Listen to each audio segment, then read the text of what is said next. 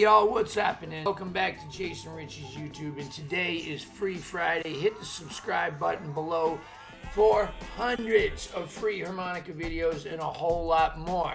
Free harmonica lessons, product reviews, and stuff like what we're gonna do today.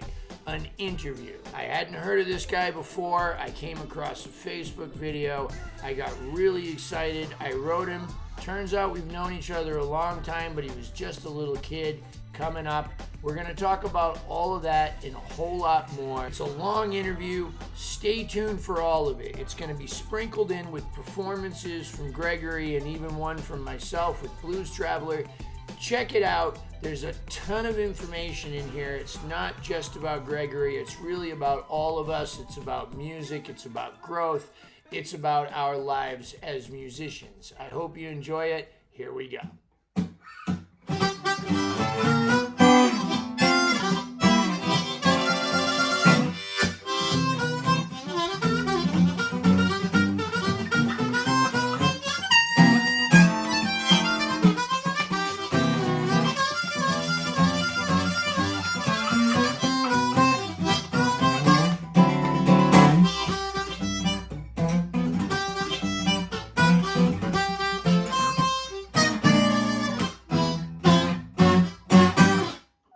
Everybody, welcome to Jason Ricci's YouTube channel. It's been a long time since I've done an interview.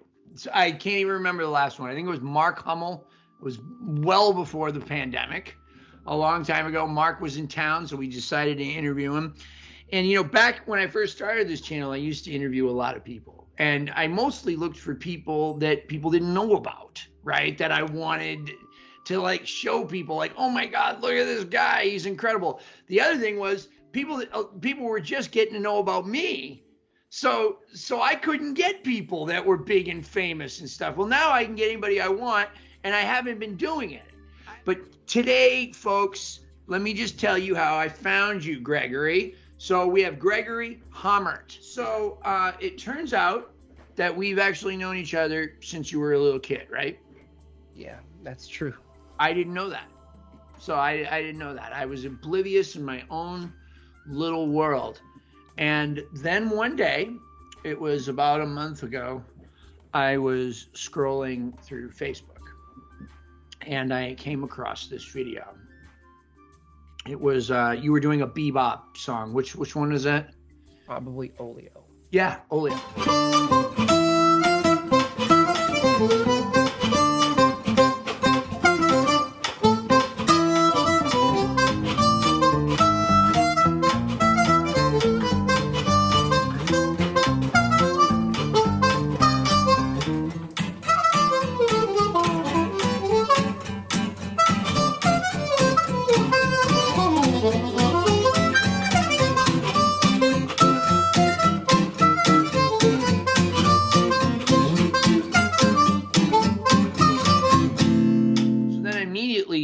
Started searching through the rest of the page. Like, okay, what else is there, right? Because I have not heard harmonica as good as you're playing, like almost anywhere. Like, okay, like there's Howard and Philippe, okay, and Constantine, okay. And every now and then there's a couple of other guys that like you hear about and then they're gone forever, right? But people write all the time under my YouTube videos and on my Facebook posts, oh, like, I just want to throw away my harmonicas, right? After hearing that. And I've never understood that, Gregory, right? I've always been like, because I hear something and I get completely inspired. But when I heard you doing Django, minor swing on the rack, okay, I actually had the thought of, well, I just give up. I give up.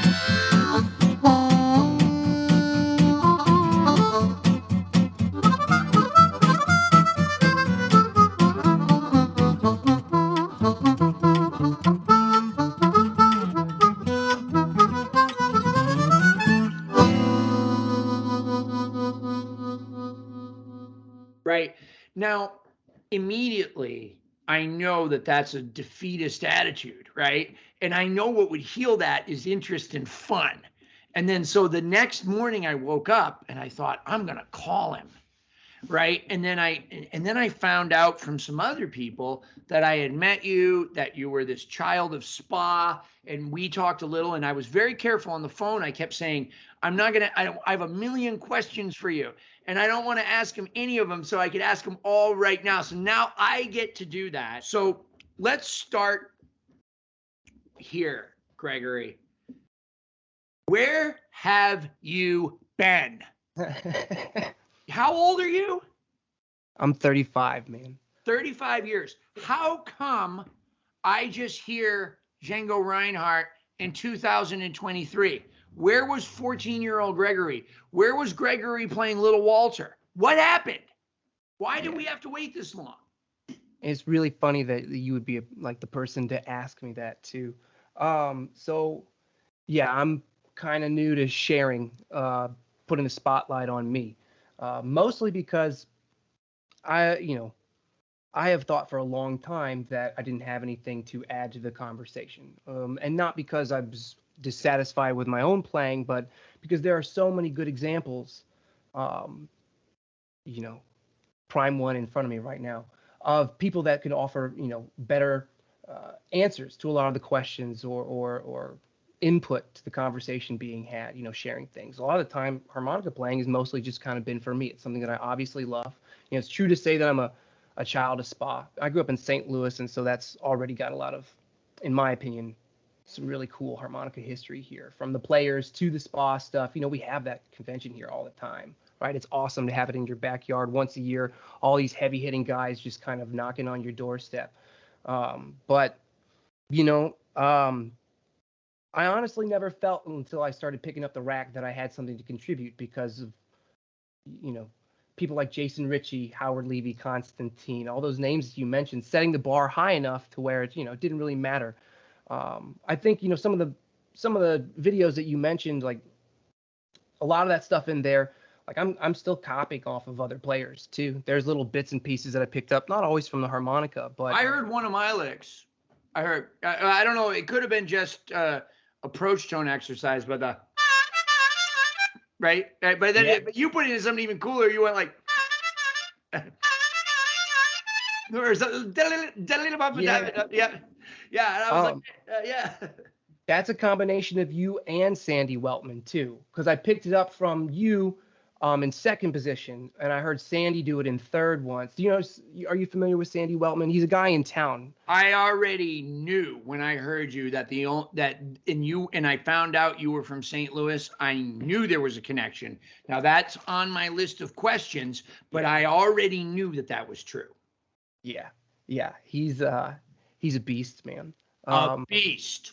I had one of his albums as early as '98. I think it was a harmonica jazz album. It was unbelievable. And I've heard him do the klezmer stuff too. Yeah, all those records are really great. I went to school with the son of a guy that played in a band with him. So friend of a friend type of a deal. But I didn't meet him until Spa. I mean, even some of those things, some of those connections, that convention really connected a lot of dots in a lot of ways. How old were you when you first went to, for people that don't know, SPA is an annual harmonica convention that has been meeting every year for like 50 plus years now, right? It's a while. Okay. 500 harmonica players of all different disciplines and styles and cultures from all over the world gather together in a hotel for 5 days. If you have any kind of ego at all, you're going to have to. I mean, when you walk in the door, there's going to be like a girl like Tansi Lou, right there, right? Like, if you guys don't know who Tansi Lou is, get ready, right? She was another one. But, like when I heard that, right? When I heard that, I was like, what? Right? I heard Big Walter Horton tongue blocked with improvisation, and then Flight of the Bumblebee the next day on diatonic with overblows lip pursing. It can be overwhelming. I'm like, this is the future, right? Look at how incredible this is. I want to jump back to a couple of things that you said. You felt that the rack gave you something, a distinctive voice. Yeah, a distinctive voice. And it's not, saying that, I don't want to come off the wrong way, right? I can rattle off player after player that I look to or look at, watch every day, even now, that I'm just like, holy hell, as far as the rack goes. But it just, for some reason or another, I feel like with this configuration, I've got a little bit more of a distinctive voice. Um, I would categorize my freehand playing as satisfactory, but you know, I'm really good at cloning other people. Always have been. I've had so many good examples. Like, I got a couple of good stories about how I came by your records and some of Pat's and stuff like that. And um, you guys aren't the only ones. Those records at the time, you may have been thought you're just making another sale, but it was a good investment. Because I take it home and learn as much as note for note as I can. Not always hitting every mark. I can't make that claim. But really living with it, sitting with it. I was lucky enough to come up I was a 90s kid, right? Born in the late 80s. So the internet was starting to come out. And by the time I, hit mid-teenage years, when a lot of the consciousness of the harmonica world around me was blossoming, at least my perception of it. So yeah, it's really, with all those examples, I've definitely been a very devoted player, but The rack. really it's just a distinctive voice. I think it's given me a lot of things that I've felt were missing in my playing as a young man. It's interesting now to be in my mid 30s, and when I do meet a younger player, I love seeing the hunger in their eyes. It doesn't happen as often with our instrument as maybe I would like it to, but it does happen. Yeah. But looking back on that time in my life, that hunger can also lead down some pretty intense rabbit holes, being obsessed with technicality. And of course, technique is extremely important and definitely something that, like, I've spent time wrestling with. But I remember I only picked up the rack seriously. I've had a wire rack and stuff like that for on and off for years. But when the pandemic hit and we ran out of people to play with, I was faced with a choice of, like, the radio, backing tracks, solo playing, or I was going to have to learn to accompany myself. And all three of those they just didn't seem to really hit with me. It was, I was probably going to just kind of put down the instrument instead. I mean, I got a lot going on here. I don't know if you can hear, we got the baby crying. It's a full house, right? Congratulations. Thank you. Definitely enough to keep me busy. But I chose to keep my head in the game and to start trying to be, gain some self-sufficiency that I didn't feel as a horn player, because, right, harmonica players are kind of like horn players in a lot of ways. And I think we always have some of that not good enough syndrome. There's another way of putting it, but I'll be a little bit clean for, this video, right? Of like, well, we can't accompany ourselves. Like, that's sort of a bridge we cannot gap. I've felt so much jealousy all of my life for people that played polyphonic instruments, pianists, guitar players, mandolin guys, banjo players, because I love bluegrass music a lot. I grew up on a lot of that stuff as far as my own exploration into music. And so, the strings players and then piano players, always been jealous of the ability to kind of combine melody and harmony. To go and do a gig solo. I mean, up until picking up the rack, I guess you can do it. I know there are guys that do, but I mean, that is so frightening. Well, it's a lot to ask of the audience, actually, no matter how well you do it. I could see, a 45 or maybe a 60-minute set by somebody that was exceptional. And that wouldn't necessarily depend on technique. It would have to be engaging. Yeah. To recap or to kind of round off, because I'm actually just kind of realizing this as I'm saying it, I've thought about this, but I think, when I say a distinctive voice, I actually probably mean self-sufficiency, because I don't get asked that question a whole bunch. So just kind of thinking about it, it is the self-sufficiency. It is the ability to kind of be a one-man band type of thing, Okay. One band, one sound. Can you play better without the rack than you can with it? 100%. Really? Yeah. That is terrifying. So well, when you go and sit in, right, on just harmonica, it's like taking off the ankle weights, huh? Yeah. I don't look at it as a crutch, because when I'm playing the rack, and that's kind of subjective, I guess, right? I can play better, more confidently a lot. I can also, I don't have to think as much. And there's a lot more variation that tends to just come out of me because I'm more comfortable sitting with it. You take for granted exactly how much of your body. Yeah, no, I didn't take it for granted. When I watched the video, I play a little guitar, but that's not the point. When I watch, I couldn't imagine what it would getting some of those licks clean, like without being able to, because I might make an adjustment with my jaw here and there, but I'm also settling more than I know, making adjustments with my hand and everything and head. Right. So it's a combination of jaw, hand, and head to get from 2-draw to 4-draw. Right. And like you don't have that luxury. You have, the head and the jaw. Especially with my primary embouchure, because I'm primarily a pucker player. If you talk to Deke, though, he's just like, he only tongue blocks and he switches. And he says, like, one of the things, he really tries to minimize that left to right motion. Yeah.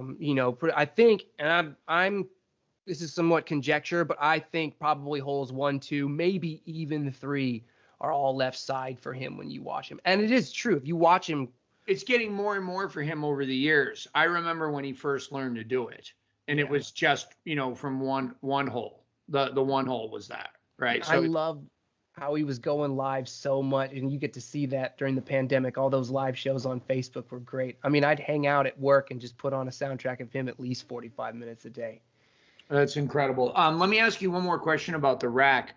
Now, I understand that you said it's easier to play without it. Do you ever feel, though, that with harmony, being able to visually see a C7, it kind of locks you into C7, right? And then you can go further from there. Like you can go, oh, well, here's the notes that are not in C7 that relate to C7, but I'm in C7. Whereas like, I've never played on a rack really. I've tried it a couple of times, but I know when I'm improvising on a song that sometimes it's easy to lose track of what chord I'm on. Right. Or like, how many, because I'm so busy. Like I'll be thinking, well, geez, let me try to not hit the root note on this chord. And then I'll be doing that. And then before you know it, the next chord's already happened and I'll get there. Okay. It's improvised music. I'll get there when I get there and it'll be fine. But there's not that shift that has to happen with a band or a guitar where, you're playing you're the accompanier of the music. So you're playing the music. So that's immediately doing something to your brain as the accompaniment that says C7, G9, A6, right? Yeah, it's well said too. And that kind of speaks to some of the subjectivity of whether or not I actually am a better freehand player versus rack playing. Because you're exactly right. I mean, if you're the one playing the chord, you know what chord is being played. Now, how well you play over that chord comes down to how well you can kind of maybe split your brain or how comfortable you are playing whatever line happens to be occurring at that point in time.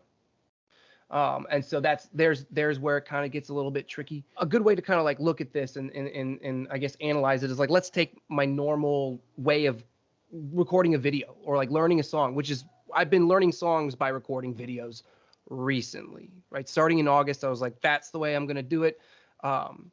As you can hear, we've got a family going on. I got dogs. We've got, I'm married, got the whole bit. We're busy. We're loving it. Beautiful. Yeah. But that means that my time to do other things like music, even hanging out and going downtown, seeing music and stuff like that, seeing friends that I've known for so long and living in St. Louis here, like, those become very conscious choices and they aren't always open to me as much as if I didn't have those other responsibilities, right? These were choices that I made, wouldn't change. So I have to be very direct about these choices. And so I basically get one night a week, right? One night a week. After everybody goes to bed, we're talking about 9, 10, 10:30 p.m. House quiets down, no more barking. Everybody's asleep. I go into the basement. And then I get to hit record.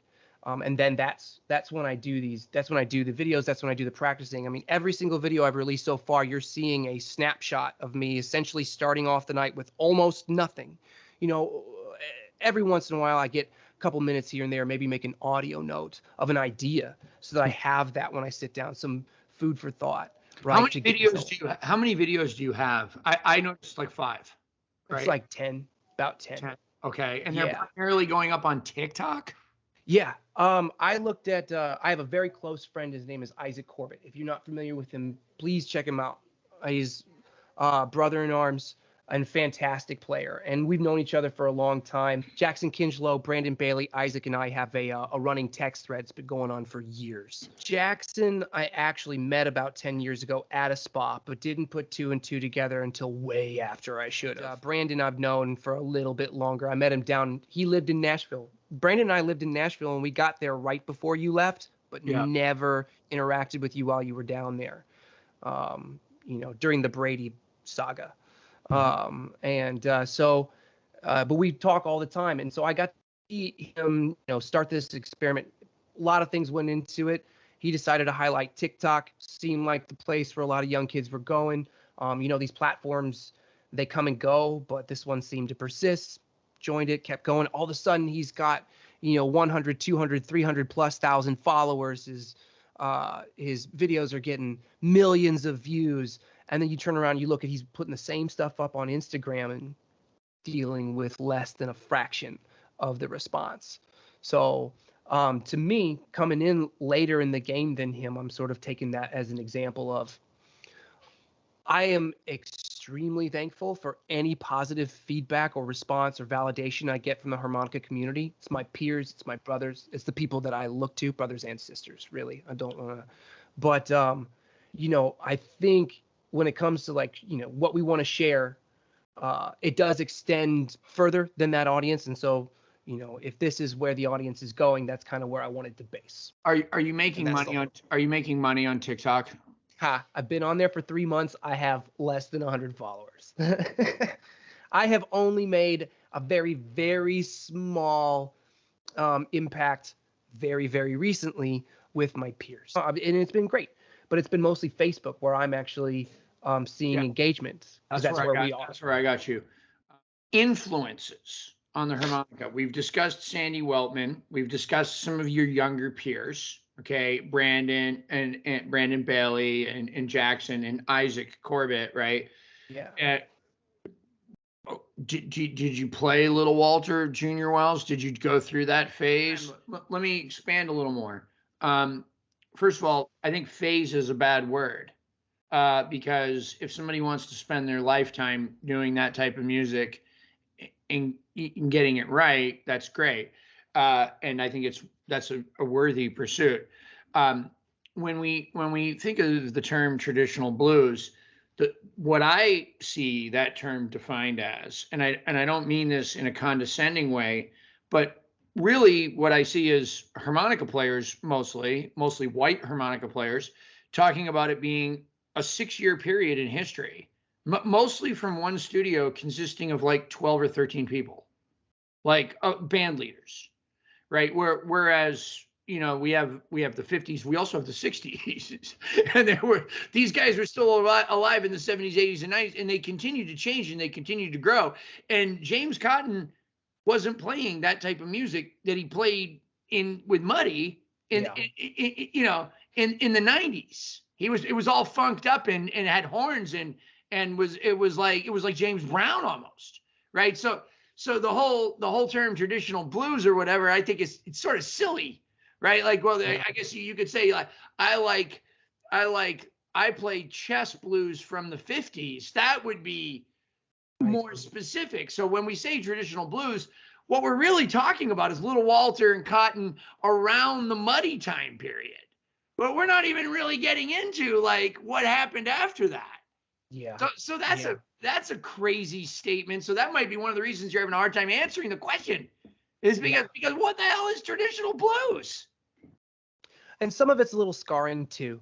I definitely resonate with everything you just said, but you got to also put some context to it. So I'm a millennial, 87, which means if I pick up the harmonica at 10, that puts me at 97, just picking it up. 2001, 14, 15, really starting to take it seriously. When kids are starting to get into music and the middle school, beginning of high school, I think when we start gaining a little bit of independence, I'm watching some of that happen with my own kids now. It's really great. who was playing on the radio between 94 and 2001 as far as a harmonica? Popper. John Popper. Yeah, Popper. I Other than heard, Bob I Dylan, heard your rendition. Yeah, of that. Which song was it again? Hook. Yeah. Hook. Yeah, I'll put it in right now.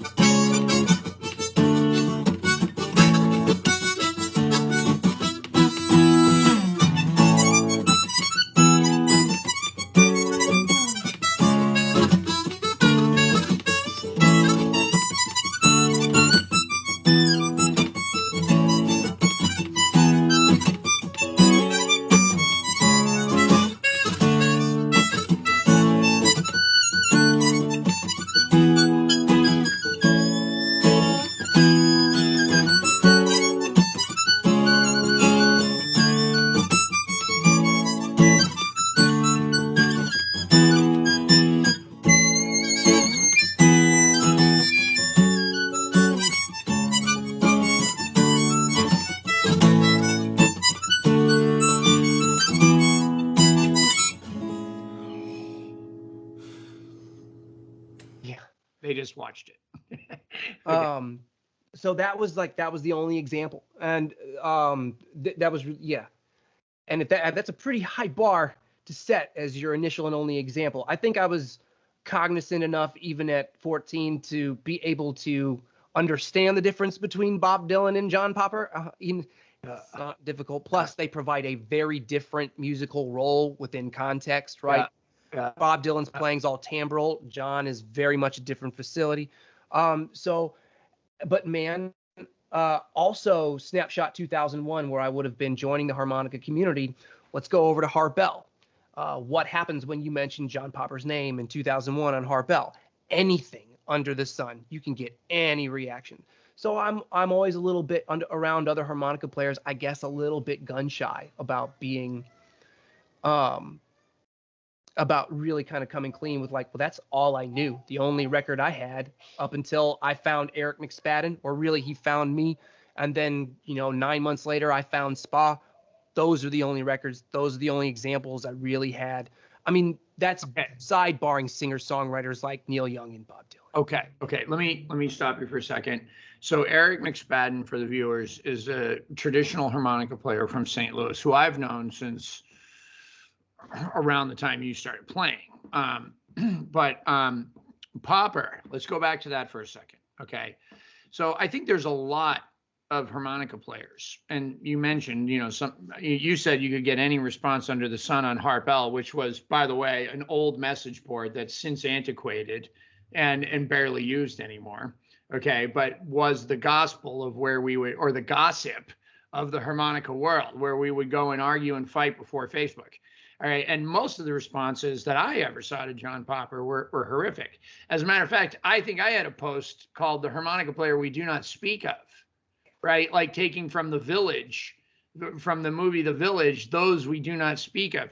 So I think there's this huge dismissal of Popper as an artist. Okay. As people say, oh, well, I could do that. And then you go, okay, well, show me. And they go like, and you're like, no, it's not what he's doing. Like it's ridiculously clean.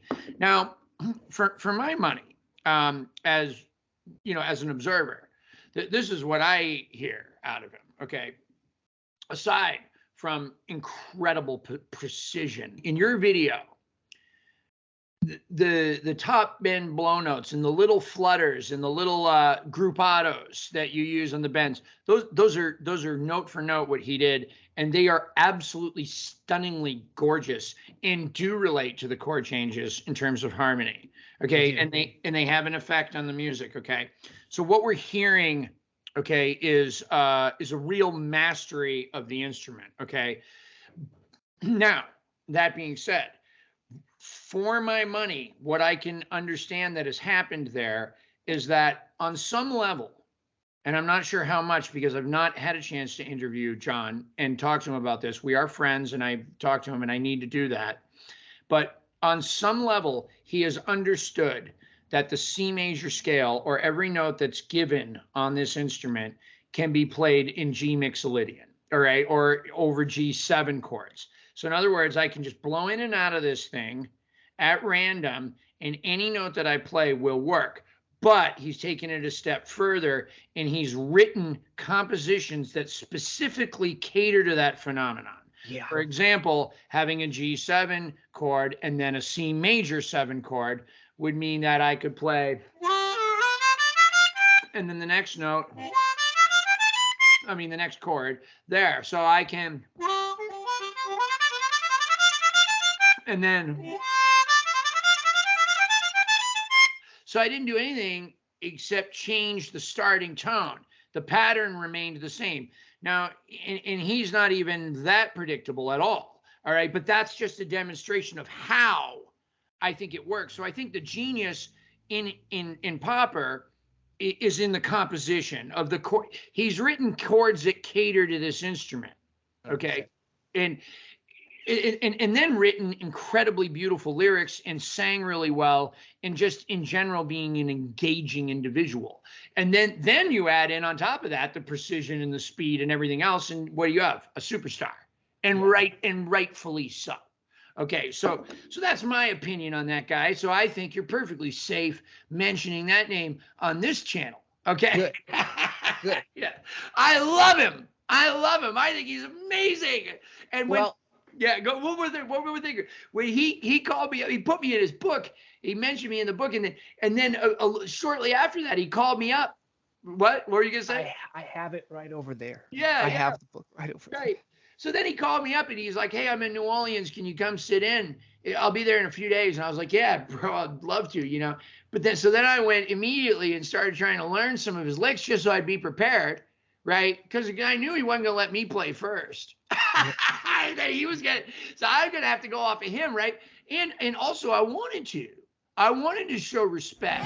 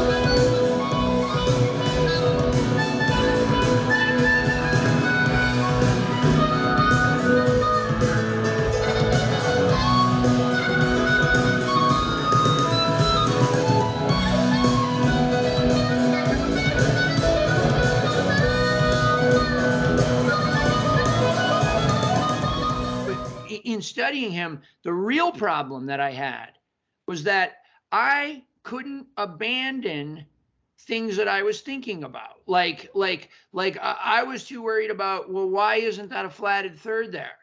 Yeah. Right. And so like I couldn't actually give myself the freedom to trust that it's an open tuned instrument, to trust that any note that I would play would work, and to just to playfully and exploratively, or whatever the word is, explore noodling. Let's try it out. Excuse me. Just try. Just try it. Because for me, like my whole life was seeing harmonica players doing dumb shit like, and I was like, I don't want to be like that. So what I overcompensated and was and trying to get every little note perfect and learn the minor pentatonic scale and the harmonic minor and arpeggio, and then you hear this guy who just throws it all out the window and just goes for it, and he's making the instrument sound absolutely incredible. And then you're thinking, well, I know intellectually that all those notes work, but how come I can't go right? Why can't I just slide up there and trust that it's going to work? That's a lot to unpack, but so starting off with, I think you hit the nail on the head, kind of mentioning some of the patterns. The jam band scene is essentially like it's a really pretty one chord vamp, and something like Hook, and that is Pachelbel's canon. So you do have some harmonic shifts, but they only really happen twice within that one progression. What's Pachelbel's canon? So if you listen to the song Hook, that chord progression is just, it's like, I think the Pachelbel's canon is a classical thing, and it's this chord progression, and it shows up in pop music everywhere. And it's just a quotation I think he lifted and then put awesome lyrics over it. But a lot of the stuff, like not the right key, even the like the run around and stuff like that. I mean, a lot of those songs are essentially, it's a one chord vamp. It's just a really pretty one chord vamp. That's because it's jam band music. And so some of the freedom comes in the patterns that he's established, like that.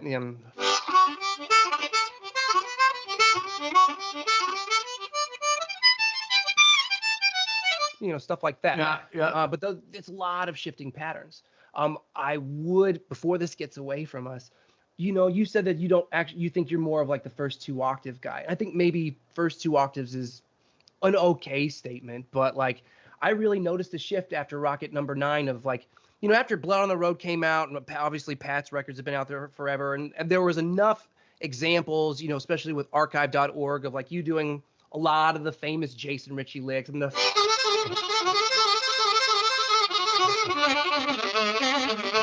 like that kind of stuff, which I hope I categorized at least enough to get close. Yeah, it sounded great. Kind of weird playing it for the originator. I did see you react to your audience, because like going the like, so a lot when I hear you play now, I see you spend a lot more time up top, and you're applying that same rhythmic dexterity that you got down there for a lot of the draw stuff you got from Pat, up with a lot of those overbends, and that's insane stuff that you're doing. I'm working on it, bro. I'm also in the active process of just sort of slowing down. This leads us to our next question, okay? Because this is supposed to be about you, not me. So we kind of covered influences. Is there anybody else you want to drop in there before we go? I mean, we got to you, which is where I was kind of going. You can hear it with some of the playing. Ironically, to wrap up a lot of that conversation. So it's just, I love everything that was just said, specifically because you won't remember this. The very first words that I ever said to you, it was at the blow off at BB's before the spot, either 2003, 2004. You got done doing some, just a crazy set. Let's just put it as a crazy set. I mean, height of your game. Not really height, but just. I got you, one. I got you. Yeah. Thank you. You feel free if that's. No. Yeah. But you got off, and again, you have to remember, I didn't understand there was a harmonica community outside of Eric McSpadden until the very next day. You saw me the night before I figured out there was a harmonica community. Didn't know. John Popper's the only thing I knew in my entire life other than Eric. And Eric is good. Don't get me wrong. Very first thing I ever said to you was like, oh, hey, man, you sound like John Popper. And there isn't a comparison. There are some loose, there are loose comparisons in the fact that you are both technical and the fact that you are both very precise. I mean, that's where you stop there. The way that the melodies are shaped, we could go on for hours, and I do want us to keep going, but that's all that I knew. Right. And I remember you going, great. Right. Yeah. Well, so, I mean, I've always said that, you know, the greatest thing about John Popper was, you know, it changed from you're pretty good, but you're no Bob Dylan to you're pretty good, but you're no John Popper. So, you know, I'll take it. I'll take it. If that's what you think, then great. You know, that's better. And I didn't know. That was the first night that I saw, like, I remember seeing you. Joe didn't play, but he was there. I met Sandy that night at BB's. I already knew all of the BB's crew because I've been going there for a few months, but I was still, you know, just a wide-eyed little kid, right? Yeah. I mean, the whole point of that blow-off thing, it was to take it out of spa. Like, let's take all the harmonica players, let's put them in a bar where it's not academic. Okay, and let's go in there and let's just play and hang out. You know, that was the idea behind the blow-off. And also, really, I would say probably the biggest motivation for the blow-off was to showcase Chris Michalek. I think the first one I had, he was a headliner. And even though he was the least known, that, in my mind, that's the headliner. That's the one that you people need to listen to, right? Real quick, do you play chromatic too? No. Cool. I wish. I really wish. But like, I've discovered some insane chromatic players. I know I'm going to say insane a fair amount because it's one of my favorite words to describe awesomeness. And that's so I just started watching Jacob Vent, and I actually knew who that guy was a long time ago. Dropped out of my mind. He got a haircut. Came across one of his videos. Plays chord harmonica, bass harmonica, chromatic harmonica. I've never seen him play a diatonic, and he plays very, very straight ahead jazz.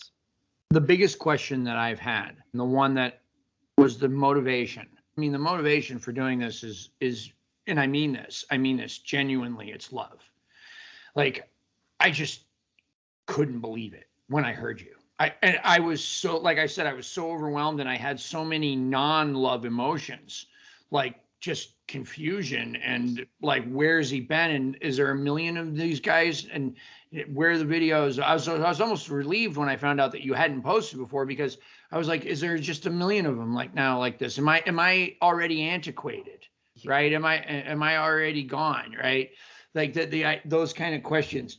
So like, the biggest question I have though, how much are you improvising on those videos? On the videos, none at all. On the videos, absolutely none at all. I didn't know. So at one point it was, but not when I'm actually performing. That's true. So you like, oh, I like this lick, I'm going to keep it. Yeah. We started talking about this process a little bit earlier, right? I have, I think about what I want to do, and then I have a night to do it. And I do not always get it. I can't stress that enough. I do not always get it. That minor swing video, I sat down at 7 p.m. just knowing that was the song I wanted to do. And I stopped tracking at 8 a.m. the next morning. Yep. I sat down with nothing. And, you know, like I said, I'll get a minute here or there to like make a note of an idea if I get one. Maybe try and hash out, okay, well, the head, because it's very important to me. I actually do want to stress this from a goal of mine, joining, like making videos and being a part of that. I love shred videos, but I don't want to be that guy.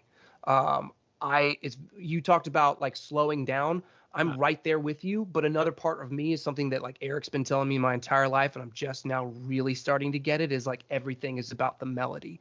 The Rat can do it all. And you don't, and I hear it used as a facility to help elevate the timbre of the music, the dynamic of the music, and to fill in the gaps when the singer's not singing. And I don't feel like the guys that are like really playing the melody, people like, and this may be another name you don't know, Teen Behrens. He's a Dutch guy that plays bouzouki, and he plays Irish music to a T. Go listen to his record Hops on Stops. You know, he's playing with his Uilleann pipes player, and they're almost indistinguishable. That's how spot on he is, right? And that was kind of a calling for me of like, well, the melody's there. This is a way to get there, and you know, definitely to know what's going on. So melody first, but with the improvisation thing, even though I've been doing this since 2020, you know, if you keep in perspective 1 to 2 nights a week of practice, I'm still within the first 10,000 hours of mastery on what I call the guitarmonica, right? It's its own instrument if you really choose to go that far. My hope and dream, like where I want to get to, is Charlie Hunter on the guitarmonica. So like when you improvise with a band, when you get called up without the guitar, okay, and you improvise, what's that like for Gregory? And do we have any videos of that? There aren't a lot of them out there. And if there are, they're probably old and not that great. I can't wait to hear that. I mean, again, we come back to a lot of times with the band, I've been a glorified sideman my entire life. I did play professionally for a few years. That was my job. I mean, as a musician, I think it's understandable, anybody out there that's done this, when you are a musician, sometimes you have a lot of jobs and you identify as a musician, and there will be times when that is the only source of income or the primary source of income. There'll be times when it's flipped. And I did that whole experience like 2007 to 2015 as a sideman. I do not like drawing attention to myself. And again, I think that comes from not feeling strong enough to stand on my own voice, kind of searching for some self-sufficiency there. I don't quite feel that way anymore. Plus, I'm getting old. Air quotes, right? I'm a father of 4. It does change the way you feel about yourself. I think being the sideman thing kind of definitely influenced a lot of why there's not a lot of material out there, playing for other people, sometimes playing rhythm guitar for other people, sometimes playing harmonica, you know, and filling in. And so it was a love of playing that got me out there. But when you're playing as a sideman, you're doing a lot of the times what's best for you to be a part of, like to have the hang, to be a part of the group, what the band leader asks you to do. You know, yeah. I have a residency 2-day, twice a month at BB's where the band leader's name is Jason Cooper. It's a fantastic band. Now I play gigs because I can. It's a weird place to be. Really, it gives me date night money for me and my wife when we actually, you know, on those blue moons when we get them. Right? That's beautiful, bro. Yeah. But when we started, like when he started calling me out for that gig specifically, he's like, I really like it when you sound like Little Walter, and that's just what I want you to do. So for that band, you know, I pick 1 or 2 tunes a night to come in there and play me, which is really me is like a hodgepodge of everybody that I've heard. And that's how I've always viewed it. I don't look at myself as having a distinct voice. It's still kind of that way with the Rack, but I just feel more like independent with it. I don't know, man. You know, look, I know what you're saying, that, you know, like melodically, harmonically, rhythmically, you probably haven't made a mark that's 100% identifiable yet. But I don't know, the tones and the overblows are so well done. Okay. The glisses, the gruppados, they're so good that on the Rack, that, you know, and I'm not saying they're good on the Rack. I'm saying they're better on the Rack than almost everybody I've ever heard. Nice. I mean, it's just incredible. Did you know that you actually gave me the idea of that overblow on the minor swing video? You were the person that gave me that idea. I was so fascinated with rhythm and also with songwriting and also with like putting a band together and making a living, that I put harmony on the back burner for most of my career. That really only started to come into play the last 10 years, where I really started going, okay, what's a major triad? What's a 6th chord? What's a 7th chord? How can I, you know, improvise over this? And you know, moving back to New Orleans and being part of the New Orleans music scene, you know, it is primarily about feel and time here, but you're going to need to know more harmony than, you know, Little Walter. right? You know, that's the way it works here. There's not the songs aren't going to be 1-4-5. It might be a blues, but it's not going to be a 1-4-5 blues. Okay, so that went on the back burner for a long time. But what was happening before that was, okay, so if I'm not going to be Howard, or I'm not going to be, you know, Constantine, or I'm not going to be Philippe, what am I going to be? Well, my overblows are going to sound really good. And that's what it is. And they're going to sound bluesy.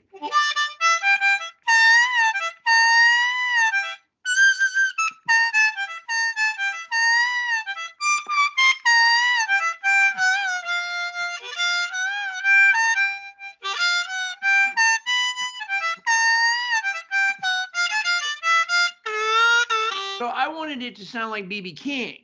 All right, or something like that, right? So there was more of a focus on, like, well, what can I do with it that I already know how to do? How can I make blues sound better with these notes instead of trying to play Charlie Parker? But then every time I hear a guy like you, I go, I wasted my whole life. Well, so I will actually counter that with the emotive quality that you put into your overblowing is more attention grabbing than some of than a lot of overblow players, in the way that, like, I find it to be a compliment, and I've said this before. I find it to be a compliment when people have to ask me if I overbend. Right. Yeah, I mean, if I didn't know how to do it, I wouldn't have been able to identify them for that. Right? Yeah. So, because when you played it, because when I play it, I go down bottom, I go, right, and you were going, oh, were you going, right, like that? But better than that, better than and on a rack, you bastard. Thanks. On a rack. You are so bad, bro. You are so mean, bro. I am totally in love with you and your playing, and like, I am so fascinated with you in your headspace and this appearance after 35 years. I think is one of the wonderful things in the world, and I really don't like that. Like, that music isn't the number one thing that you're doing in your life right now, and I think that, I personally think that will change. In some ways, I hope it doesn't, because it's a horrible way to live. Right. but maybe this TikTok thing will explode or whatever. But even yeah. in town. What? I'm getting more calls now because of these videos. I'm getting more calls in town to come out and play rec. People are like, and it's even from people that have known me for years. Like, I didn't know that you played rhythm guitar like that and could still play while playing rhythm. Man, we've got a new band come out. So it is going to happen more. But we need an album. We need an album. It'll happen. Now, going back really quickly before we get into the last question, going back to your comment about melody and melody being the forefront, and that's very, very, very mature. Okay. And I'm, again, now just listening to it. And again, why 2008 Jason isn't the height of my career, it is for that very reason. It's just missing. It's just not there like it is now, or like I want it. Blackbird. What a stunning example of just that. It's the melody.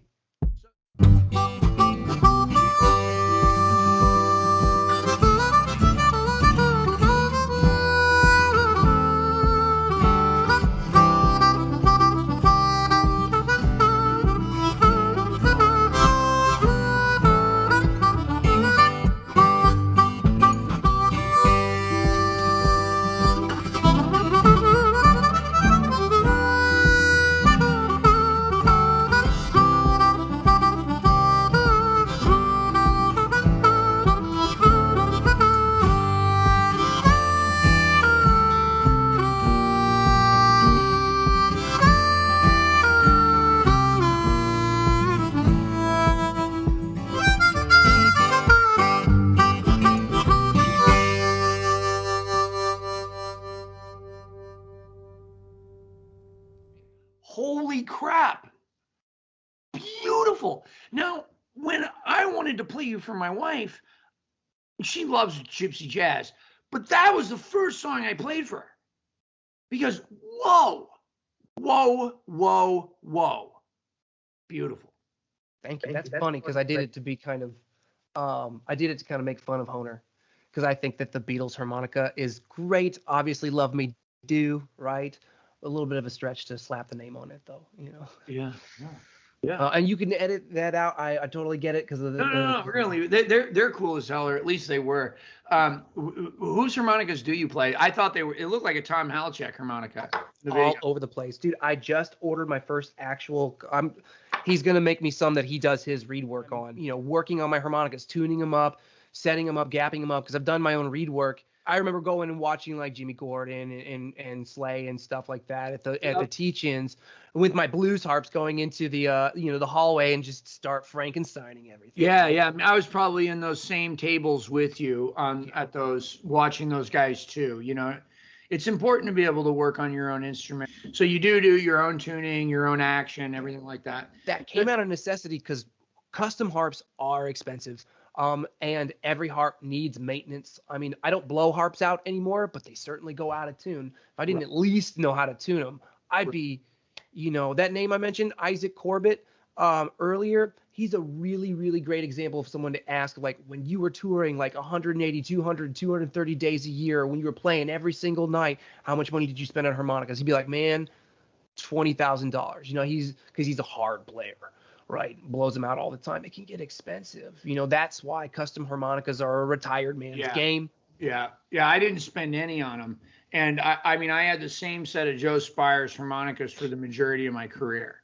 And I would send them back to Joe to have a reed replaced, like one harp or two harps a year or something, to have a reed replaced, and then the rest, they would hang on, and just through me tuning them or whatever. So it's mostly Hohners. It's so I used to play all golden melodies. I really liked because it didn't hurt my hand. Mm-hmm. I've actually found, but they don't sit in the rack very well. The way the cover plates are, it's a little bit flatter on top. How there's a lip here. And Special 20 is probably woodwork. I just kind of like these, whatever. Marine bands, great. So I got a bunch of parts from Tom years ago, didn't put them together for a long time. The entire pandemic, by the way, when I first started playing rack, the only thing I had left was the only custom harmonica I'd ever bought, which is a Richard Slay. By the time I started playing it, I had redone all the work because it had been 10 years. He's not going to be offended by that. He still helped me out over the years with it when I did something. If I messed it up, he would help me out. No, but that thing lived forever. He's a beautiful, beautiful cat. I'd had those reed plates, those gold melodies, 10 years, and they were just not holding a tune anymore. Finally tossed those plates. And the only Marine band, the only thing that would actually sit in the rack and stay there was this Marine Band Deluxe I had from Slay.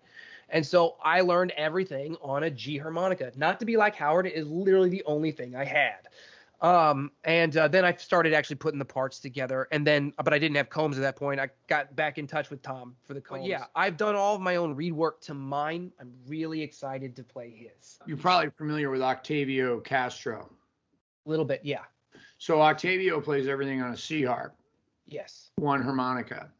And so I asked him the question once, when I first heard him and knew that he was doing that, what I thought it was, and I thought that it was an overcompensation. I thought that what he was thinking is, well, people don't think this is a real instrument, so I'm going to prove them wrong. And I thought what he was doing was showing off. Okay, so to speak. So he came to Spa in Sacramento, and we became friends and started hanging out all week. And then we, eventually we became close enough where we kind of give each other a hard time over the course of a week. We were really like two little buddies there that hung out the whole time together. And we were out at sushi on the last night. And I said, after the dinner was over and we're kind of waiting on the check, I said, Octavio, you know what I don't get about you, bro? And he's like, what's that, Jason? And I said, hey, man, like this whole playing everything on a C harp, right? I'm like, what are you trying to prove, bro? And I'm like, imagine how good it would sound if you just used one other harp, right? Yeah. And he said to me, he goes, Jason, do you remember earlier this week when they asked you why you don't play tuned harmonicas? And I said, yeah. He goes, well, what did you say? And I said, I want to know that 5 blow is a 6 in second position. And he goes, exactly, my friend. And I said, what do you mean? He goes, well, I want to know that one blow is a C. Yeah. And he goes, I grew up so poor, it was the only harmonica I had, so I learned everything on that. Now, that being said, one other statement. So this, to me, personally, only me, and this is only my opinion, and my opinions have changed over the years, so it may change again. Yeah. This is not a fully chromatic instrument. That's how I see it. Okay. Now, I see it as an instrument that can play chromatically. Okay. But if I want to play an E flat major triad on a C harp, what is it? It's 4 overblow, 5 overblow, 6 overblow, right? Right. Yes. That doesn't sound good enough for me to play it in E flat. So, Howard, on the other hand, will tell you it's a fully chromatic instrument, but I think he might have even changed in the last year in that statement. I sat down with him and he asked me, he goes, Jason, he goes, how come you don't play more jazz? You can overblow, and I know you love jazz. And I do. I love jazz more than anything. I don't listen to anything really besides jazz, really. Really? That's all I listen to, right? Yeah. He's like, why don't you do that? And I said, well, Howard, I said, I don't think it's a fully chromatic instrument. He goes, what are you talking about? And I said, play me an E flat major triad. And he did. And I said, I don't think it sounds good. And he goes, and then, so then he kind of doubles back and he says, oh, well, I wouldn't pick up that harp. Yeah. He goes, I would wait. If that chord came up, I'd play, a note or two of it. You baited him. You totally baited him. And in other words, I got him to admit that it wasn't a fully chromatic instrument. Excuse me. All right. So that's my opinion. Now, for all I know, knowing him, he's going to go into the woodshed and put out a whole album in E flat on a C harp. And it's going to sound incredible. All right. Right. Incredible. And the overblows the thing that I thought was bad will be the thing that's the best part about the record. Okay, so my opinion can fully change on that subject. Well, there's always going to be a little bit correct. I mean, ask any harmonica player to play the B section on Cherokee, and everybody's going to eventually come around to your way of thinking, depending on which harp they picked up first. We'll have to ask. I'll have to let you interview Howard someday and ask him that question. All right. Last question. Theory. Where'd you learn it? How much do you know? Where are you going? Do you teach? Can people take lessons from you? Come on, help me out. So some of that we've I think my answers won't be that surprising. Some of the tail end. My first instrument was really the trumpet. I was a band kid. So public school systems gave me my initial musical education, and a pretty dang good one, I think. Started on the trumpet, because obviously the harmonica was not like something that they chaired at symphonic band at Kirkwood High School, where I grew up. Harmonica was definitely the first love. Trumpet first instrument, harmonica first love. And I've kind of battled that for a long time. I got a formal musical education. I finished it at Belmont University in Nashville, Tennessee. That's why I moved down there. I did community college leading up to it after high school, not knowing what I wanted to do, knowing what I wanted to do, just having no clue how to do it. I didn't know you went to Belmont. But I did music theory. I majored in music theory and finished up at Belmont. Yeah, something that gets you a huge high-paying job, right? Right. Did you take jazz improv? Yeah. So it was billed as trumpet lessons. I took jazz improv from at first a saxophone player, then a trumpet player. And on paper, I was playing trumpet. Practically, I was playing harmonica. We analyzed things like Sonny Stitt, Clifford Brown. And then we went also back and just like looked at chords. Some of my favorite lessons were over like the saxophone player would be like, yeah, that's a really great version of All of Me, but you sound too boxed. Here, what if you were playing with Ray Charles? And he'd do some interpretation of some pianist in the way they play, and I'd be completely lost, and just kind of looking at those types of things. Yeah, I've run into a lot of that, since I've started studying harmony, I've noticed that, not only in me, but in how I've been teaching, I'm over compartmentalizing. I hear a chord and I think, okay, this is what I can do. This is what I should do. This is what I can do. This is what that relates to it that might cause problems that are fun. And I forget that, well, G Mixolydian, like John Popper, will work over every single one of these chords. Yeah. I forget that. And then the result is that my playing is too compartmentalized. Boom. Look, I mean, you can really hear it in at the height of my career when the one chord would happen, I go, and then the 4. I was basically modulating every time there was a chord change instead of finding any of the notes that might have in common. Yeah. Right? The minor third of 1. And then the flatted 7 of 4. Yeah. Right? Yeah. Right. So that was lost on me in my early days. And now I've only been studying harmony a little while. But when I'm teaching, I'm now very, very careful to say, don't forget it's an open-tuned instrument. Right. Don't forget, what if Ray Charles asked you to play? Yeah. That I can't forget. It's so important. Yeah. I remember I went to learn this Terrence Blanchard song, Mo Better Blues. And I heard the melody and it was easy. It was clearly major pentatonic, the entire melody. And then I went and I looked at the chords for the improv section and I went, oh my God, there's a million chords in this song. A million chords. So then I went and learned how to arpeggiate every single chord. And then after that, I tried to stay away from the root note as much as possible on each chord. And then I recorded it and I put it up. And I was very proud of it. And like you, that particular number, took me all night to get a take. Now, I didn't have anything written out, but I had little sections that were sort of written out of it, like the hard chords. I had a lick I was going to do on that chord, right? And I still do that a little. So it's not true that that's an exaggeration I said earlier when I said I'm entirely improvising all the time.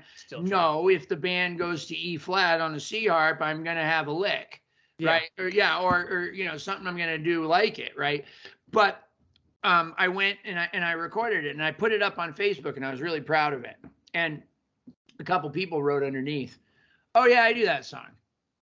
And I thought, oh, well, not like me. And how dare you even try that song? Don't you know the amount of chords that go into it, right? Yeah. And then curiosity got the better of me. And I clicked on their version, or I went to YouTube and I searched it and I found it. And they're just playing like Mixolydian or major pentatonic over the whole thing. And it sounds arguably better than what I did. Now, this happens to me all the time with this instrument. It's a joyful little instrument. When we look at Little Walter, okay, take a listen to Dennis Grunley. Right. So he can overblow. He mostly chooses not to. He'll throw in a lick here and there with one, okay? But what does he do when the band, he finds harmonies that relate? Okay, that relate to that chord. If it's a chord that's not in a 1-4-5, Dennis will find the harmony of that note. And that actually is more surprising and more wonderful on this instrument than if it was accessible on a piano and you knew exactly what the right thing to do was and you went there and did it. That's predictable. That's what you should do there. But instead, Dennis finds the one note. Unbelievable. We're never done learning, are we? No. We're never done learning. Absolutely. We hear a guy like you, we hear a guy like Howard, we hear a guy like Constantine, and we go, oh my God, look at this. Look at Tansi Liu. Look at this. Where am I? I don't know anything. I'm pointless. Then the next day, we're driving to the store and Taj Mahal comes on the radio. And we go, and by all accounts, let's be honest, Gregory, he's not as good as you and I, in terms of technique. We can measure technique. We can measure intonation. We can measure knowledge of harmony. That can be measured, right? Like, the same way I can ask somebody to draw a picture, and somebody can draw a picture that looks like a photograph, and another person that looks like a stick person. Now, which one you like better is subjective. That's art, okay? But when we listen to Taj, after listening to Howard, and it makes us excited about life or about music, or it makes our trip to the store more enjoyable, well, then what does any of it matter anymore? It all matters. That's the answer. It all matters. It's all beautiful. It's all incredible. And you are incredible.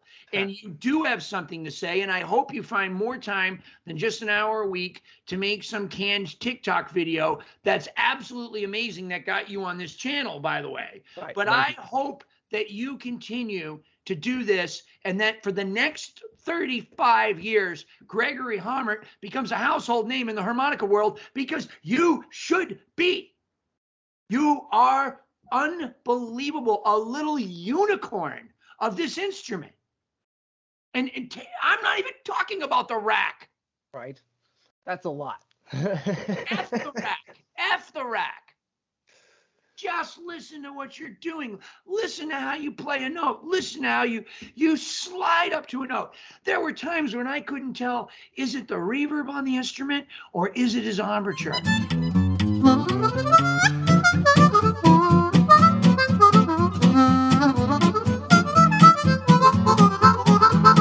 So gorgeous.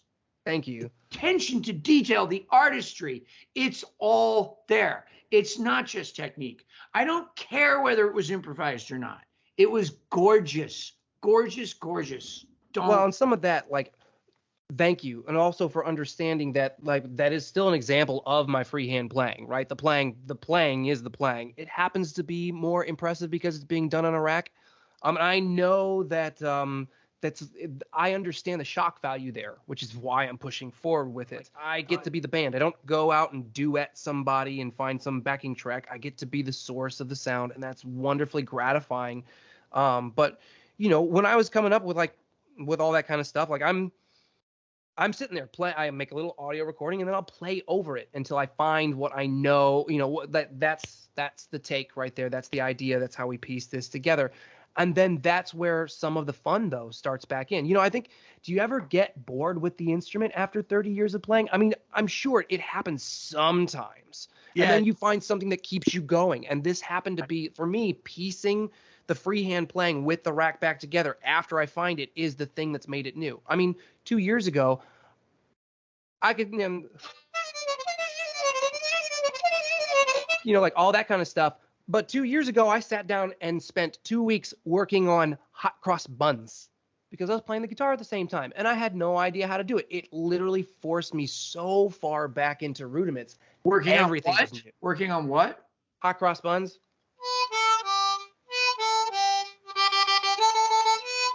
It was probably something, you know, along those lines of just of getting so used to patting the head, rubbing the belly, right? Right. Right. And I imagine coming in on some of the and beats and stuff must be really, really hard while keeping that going. Yeah. And being less than 10,000 hours, I do feel like none of that time's wasted by coming up with something rehearsed. We've all built up vocabulary over time. That's how you do it, is you learn things. You've sat with records. I know you have people that you love listening to and poured over how those things are being played, how they're being executed, and digested that in full facility of your instrument. And I'm just, you know, for me, it's this plus this guy too together. It's just a little bit of a different configuration. And that's where I'm headed with it. Like, the idea is to get to where it just comes out. And I can do some improv. It's like not everything that I sit around my house doing is 100% rehearsed. It's just what I'm choosing to share at this point. Yeah. I'm trying to push myself on those videos. Yeah. I'm trying to push myself. Like, that's why it's like, you know, that's why I'm okay with spending a long time chasing down 244 beats per minute, which is a very weird, you know, like, why would you remember that? Because it was hard. It took a long time. And there I got something out of it. It made playing in third position, you know, or made playing in A minor with a G harmonica on a guitar easier. Getting that down. It made it more fluid. Yeah. One thing I really liked was that when you did minor swing is that you chose to do it in third. So I'm wondering, is it safe to say that your basis of improvisation, aside from the chords, okay, was primarily harmonic minor scale? Yeah. And that's so one thing we mentioned earlier. We talked about being kind of boxed and how that can be a semi-bad thing. It's one thing that I like about gypsy music is because it's string players, so you can see the shapes and what they do improvs wise as Right. well. You know, they really complement the chords. Yeah. And I've watched a lot of YouTube videos, so maybe I don't have a lot of the real life experience to back this up, but as far as what a lot of YouTube is concerned, right, those shapes poignate a lot of what's happening with the improvisation in the music, from what I understand. And so, yeah, that harmonic minor definitely, and then just kind of stealing some licks from like Borelli-Legrin, like that's stolen from Borelli-Legrin, who is a gypsy jazz player. I love him. I love him. Yeah. Yeah. And so all that kind of stuff was just stolen. But it's an arpeggio. It's a shape, right? It Right. is inside that box, and it's okay because it kind of sounds right for that style of music too. Yeah. I mean, the only other guy that I know playing that I'm familiar with gypsy stuff is Mariano Masolo. I mean, I think he has some like a recording of that of minor swing out there too. Third position, it gave me the most notes out of the box. Which, I mean, you know, like the reason that I prefer that position for that particular scale is I want easy musical access to the flatted fifth. And I understand that in fifth and fourth, I could play the scale easier, but I don't think it sounds as good. All right. Fourth, with your low tonic being a bent note too, that's a lot of extra stress. But even without that, like the two below in fifth as being the root, I don't want it. And I don't want to overblow to get a flatted fifth. And I also want to be able to be in between a five and a flatted fifth. Right. And so that's really important to me for the way that I hear the music, but also like I approach everything with a very like humble, realistic knowledge of, listen, you know, I'm not a jazz player. I'm not a gypsy jazz player. I am a blues player that's going to try to play this. Yeah. And so I'm going to put in as much as I can that is genuine. Now, like when I met some people that play gypsy jazz and stuff, they steered me right and they said, okay, listen, man, you need to get rid of that flat seven there because it's taking away from the ethnicity of the scale. Okay, but you can leave the flat five. Right. And by the way, the flat one becomes the flat five on four, so don't worry about it. Right. So you're gonna have that, you know. But anyway, like so that was really exciting to me that you did it in third. I loved it. Yeah, and I think it sounded way better than the guys who do it in fifth. It's also a good position for utilizing all those bends in a direct way. Like I talked about, like a lot of the emotiveness that you brought to overblowing as being something that captured me and brought me into the technique and helped me sit at home with it. And the only thing that I'm doing is I'm taking that same emotive idea and just trying to apply that as a propeller to get me around the harmonica. You know, you're talking about that lilt up. I remember when I saw you do that also at BB's like a long time ago. And then on a set break, Eric McSpadden took me and introduced me to you.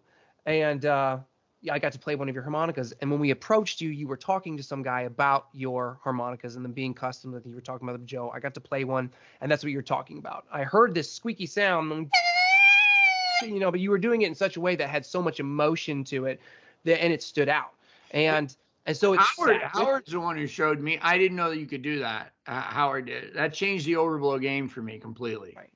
He just did a video a couple months, whenever this airs, a couple months prior, sometime over the summer, talking about that same thing. You know, that's one of those things that I go back to. There are other guys out there that have the answers. It wasn't always just well, Todd Parrott's amazing. I mean, he does a lot of stuff with like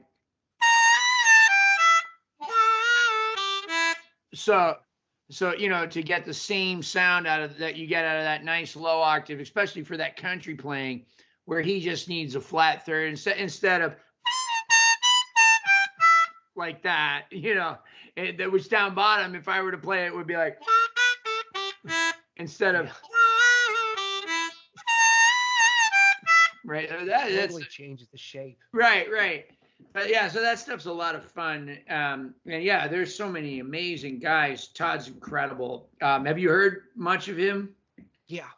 Mostly through Brandon has exposed me to his music as well, and it's always happy about it. Yeah, the third position major stuff is amazing. Yeah, he's playing country in third. Like Um, all major chords. Yeah. I think he's one of the first persons that which he's starting out in major on third. I think I saw him play that for the first time. It was him, and I asked him what position. He says, "Well, I'm starting on the forward draw," and so Yeah. yeah, that can be really difficult. Third position major.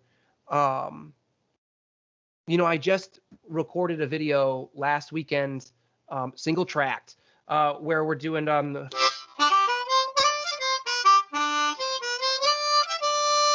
the Yeah. Jessica thing. And you notice how I have to jump to get that melody. So since I'm doing the harmonies, it's like so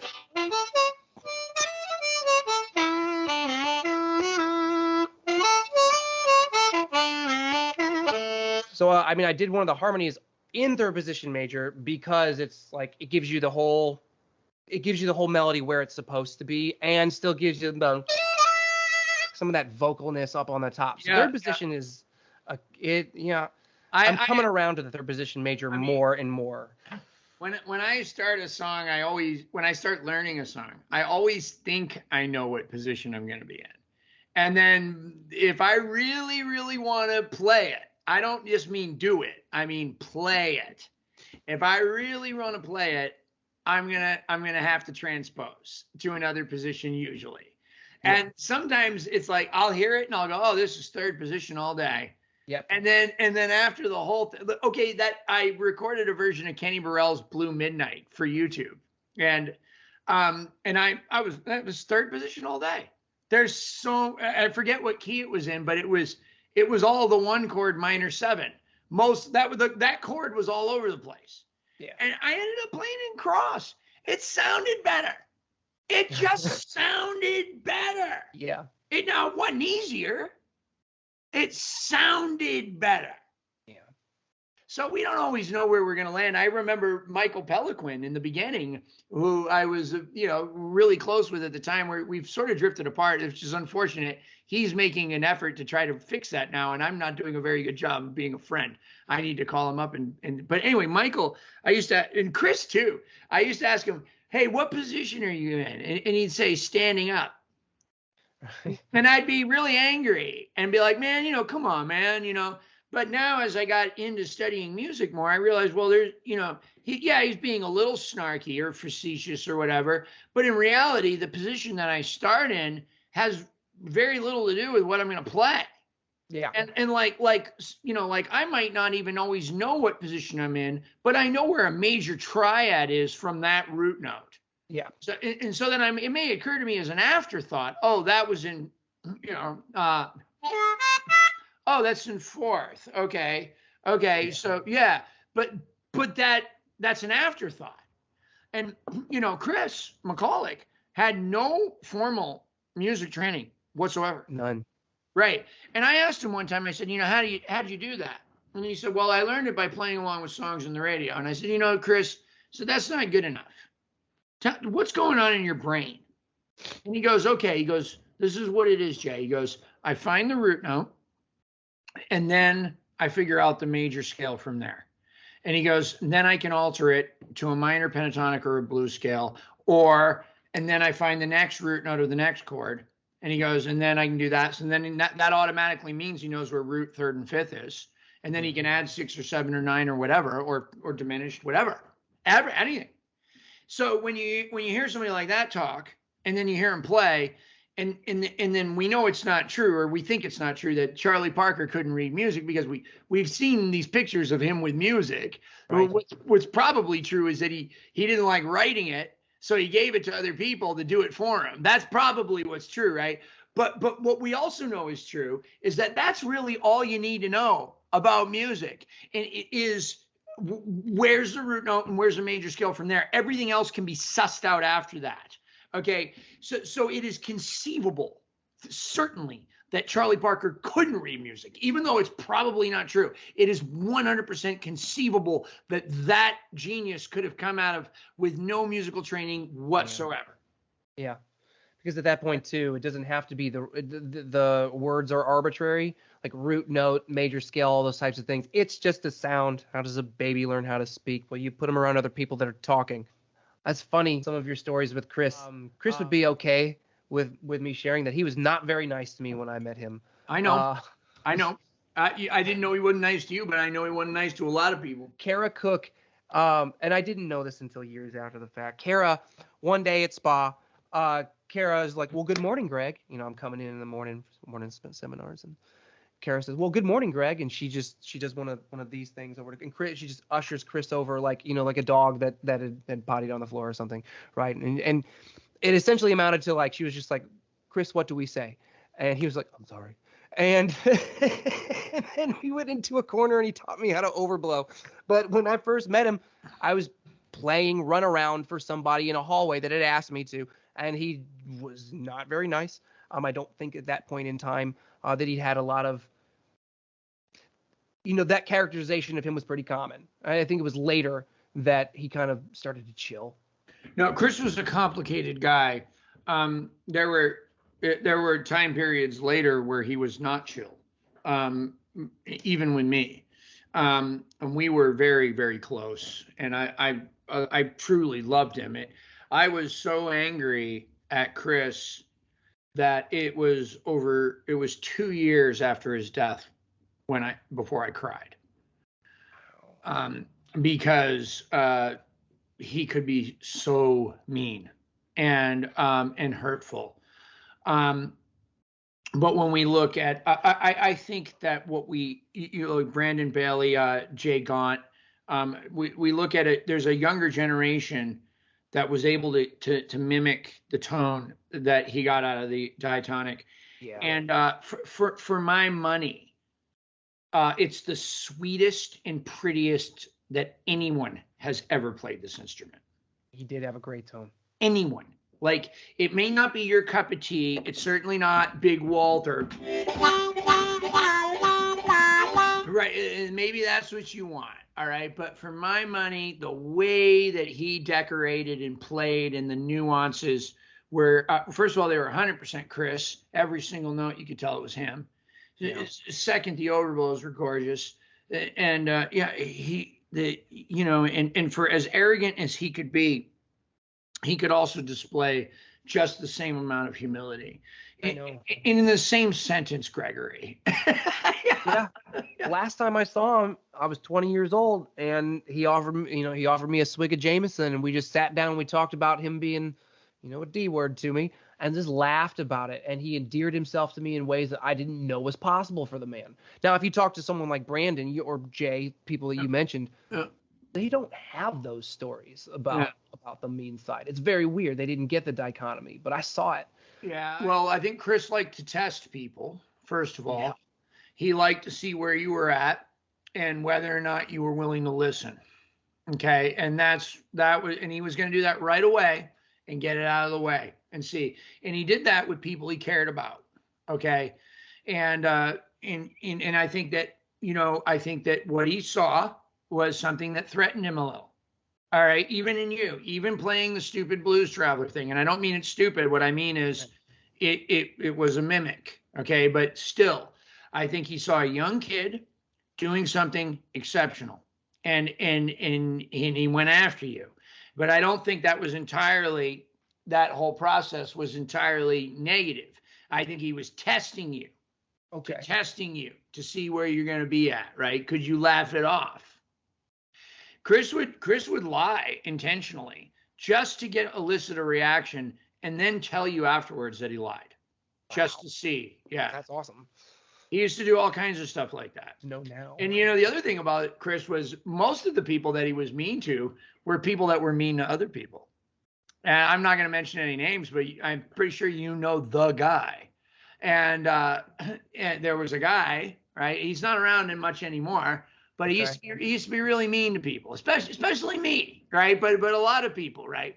And Chris was sort of the Robin Hood of the harmonica community, in that he would go after the bad guys, and he'd put them on the spot and be like, well, why don't you show me what it is that you're talking about? And then they would put up a video, which usually didn't happen. They usually didn't put up a video, but if they did, he'd tear it to shreds, and he'd be right about everything he said, and they knew he was right, and it hurt. right? And most of the people that he attacked were like that. You know? Yeah. Yeah. That reminds me of stories that some of these are before my time, of him doing that kind of stuff at spa, like stealing the blow, not during the blow off, but them trying to do something at the convention. He'd be like, no, I'm going to go do my own show, or I'm going to go have my own get together. And, when he would see those politics, and he would blow it out of the water. Yeah. It was a real problem. He wouldn't play by any rules at all. And I mean, some of his little impromptu seminars in the hallway had more people than were in the room where it was scheduled. Right, because he was absolutely 100% contagious, and he was so funny and weird and quirky and crazy and so self-confident too, right? And his demeanor was always very calm too. He would never raise his voice. But he'd insult you and say the meanest shit in the world, but without ever once raising his voice. That was cold, boy. He was cold. Exactly. All right, I gotta wrap it up. Gregory, thank you so much. Is there anything you'd like to say on the way out? First of all, give us all your contact information. I try to keep things simple. Gregory Hommert, that's my name. So you can find me on all platforms under that moniker. One-stop shop. It'll work everywhere. I am not actively teaching at this time. I will teach. If you want to learn, I will teach you. Maybe not in the way that you expect to learn right off the bat. But I will never turn anybody away. Pretty busy guy, as we've talked about, throughout the evening. I think really scheduling is just the biggest hurdle in me building that in. But I will teach. I do and will teach. Looking forward to hopefully getting some people that are interested in the rack kind of reaching out. Because number one, I want to have more rack friends, right? I have to call people and like badger them if I like their rack playing, and be like that guy that's, I really like your playing. And I'd actually like to get to a place like I am now with other harp players, where I have peers and friends, with that. So, I mean, if you're wanting to learn, or even if you just want to talk rack, Gregory Hommert, come find me, and we can work it out. Beautiful, beautiful. Thank you so much. Anything else you want to add? Thank you. This has been, we didn't even talk about it. There are some stories maybe for another day, but yeah, this has been a dream come true, man. It's I don't know what to say. I have such an affection for what you're doing and how you're doing it, and there is so much respect. And I'm just so glad that you're part of this. And this part here is going to be off the camera. I'm not. Maybe it won't. I don't know. I really enjoy how you talk and how you engage people, and you're very articulate, and you're just a beautiful, beautiful, beautiful cat. And I can tell just from this that you're a wonderful father and a wonderful husband, and music imitates life, right? It's art imitates life. It's not the other way around. All right.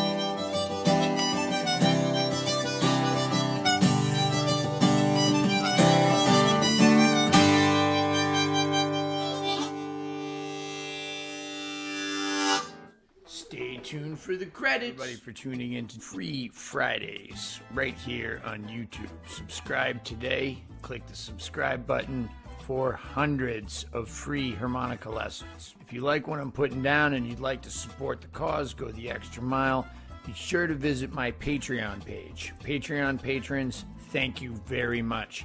You're making these lessons an absolute priority in my life, no matter how busy I get. A free lesson happens every Friday. For as low as $1 a month, that's 25 cents a lesson, you can become a Patreon patron. If you're doing a little better and you can donate more, that's great. Every time you become a Patreon patron, you're helping somebody else out there that doesn't have a credit card, that doesn't have $1 a month, to continue to get free harmonica instruction and much, much more. Remember, we got product reviews here on this channel. We do videos on addiction and bipolar disorder. We got blues stories. We got performance videos and everything right here on Jason Ricci's YouTube. Subscribe today. I'd like to thank Hohner Harmonicas, and I'd like to thank Blue Moon Harmonicas, making custom parts for any harmonica that you might have at home. Blue Moon has got you.